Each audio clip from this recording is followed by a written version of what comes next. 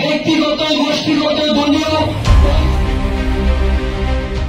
জাতীয় নাগরিক পার্টির উত্তরাঞ্চলের মুখ্য সংগঠক সার্জিস আলমের বিরুদ্ধে আদালত অবমাননার অভিযোগ আনা হয়েছে। ফেসবুক স্ট্যাটাসকে কেন্দ্র করে এই অভিযোগ দায়ের করা হয় তার বিরুদ্ধে।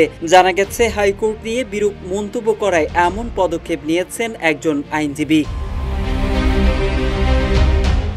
এর আগে গত শনিবার 24 মে উচ্চ আদালত সম্পর্কে সার্জিসের দেওয়া স্ট্যাটাস মর্যাদাহানিকর ও অবমাননাকর উল্লেখ করে এনসিপি নেতা সার্জিস আলমকে আইনি নোটিশ পাঠিয়েছেন ওই আইনজীবী। নোটিশে সুপ্রিম কোর্টের রেজিস্ট্রার জেনারেলের মাধ্যমে প্রধান বিচারপতির কাছে নিঃশর্ত ক্ষমা প্রার্থনা করে সার্জিস আলমকে স্ট্যাটাসের বিষয়ে লিখিত ব্যাখ্যা দিতে অনুরোধ করা হয়েছে।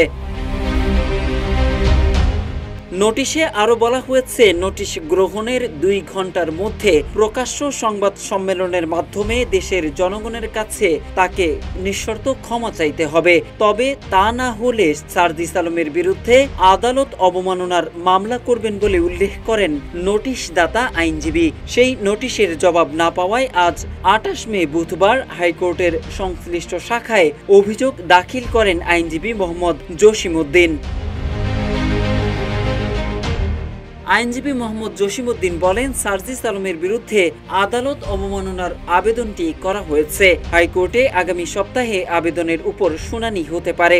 এদিকে গত 22 মে বিএনপি নেতা ইশরাক হোসেনকে ঢাকা দক্ষিণ সিটি কর্পোরেশনের মেয়র হিসেবে শপথ না পড়ানোর নির্দেশনা চেয়ে করা রিট খারিজ করেন আদালত।